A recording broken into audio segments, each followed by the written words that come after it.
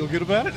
Yeah, that was good. That's what, our team really needed, that to come out and put a lot of runs on the board, play defensively, real sound, and 13-1. That's exactly what we wanted to see when we came out here tonight. So you look relaxed out there, just kind of throwing your own game. Yeah, I mean, my whole focus is just not trying to do too much. I get in trouble when I start trying to overthrow, and just overpower guys. That's when I'll start kind of walking people and pulling off the pitches. So it's just staying under control and letting the spin of the baseball do its work. So it looked like you're doing a lot of fastballs early, and then you went to your slider. Yeah, a lot of fastballs early. I like to really pound the zone with fastballs, try to maybe get ahead early, and just establish the fastball. And get them in swing mode. Kind of opens up the door for your off-speed stuff later on in the ball game. And I think we did a pretty good job of that tonight. So. You like the way you kind of started this season and gotten into a groove? Yeah. I mean, I couldn't ask for anything better. The biggest thing for me is just how many freebies I've been giving away. I think I had a walk-in HVP tonight, which is still two more than you want, but at the same time, I think the past 2 weeks I've done a good job of making them kind of earn their way on base, so to speak, and just staying efficient. That's been one of my biggest struggles in the past, is efficiency, and I feel good where I'm at right now. You think you put your name in the hat for a weekend starter position? That's for the coaching staff to decide. My job is just to go out whenever they give me the ball and do the best that I can do and try to win ball games for our club, and I'm going to continue to do that no matter where it's at. So, you said the team kind of needed this one. How do you go out there as a starter and not try to do too much?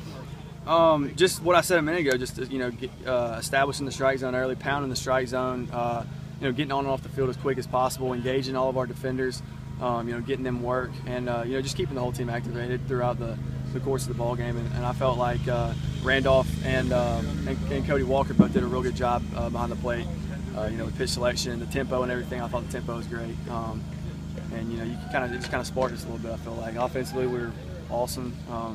We just need to continue doing that down the road. It's only been like a day or so, but how's the team's atmosphere been around since the weekend? Oh, it's been good.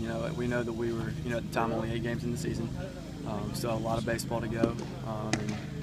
We knew that we weren't playing as good as we could play, and hopefully, starting now, we can kind of get back on the roll and get back to what Mississippi State baseball is. As a captain, did you personally say anything, maybe even to the younger kids, saying, hey, it is only 8 games? Yeah, I mean, we had, through the first 8 games, we had more team meetings than I can remember, honestly. We had some stuff that was said, just trying to keep everybody calm and remind them that it's early and we got a lot of games to go. And we kind of had a little team movie night last night, which was just good. No talking, just hanging out and enjoying each other's company, which I thought was needed, and it was good. So. What movie? It was The Lone Survivor. It's a fantastic movie. At some point, double thumbs up, or how many stars do you give it? That's a 5 in my book. and at some point, is that the good thing where you just got to get away? You can't keep talking about it. You just got to. Yeah, you can't dwell on stuff when things don't go your way. That's the worst thing you can possibly do, is sit there and just think about it. Right. Because the more you think about it, the more it's obviously going to be in your head. And when you go back out on the field, you're still thinking about it. Then of course, bad things are going to continue to happen. You got to, kind of flush it away and get past it, and move on to the next game. That's what baseball is—a game of failure. So when you fail, you got to be able to bounce back and overcome the adversity that's dealt your way. So. Thanks, Ben. Thanks, Ben. Appreciate it.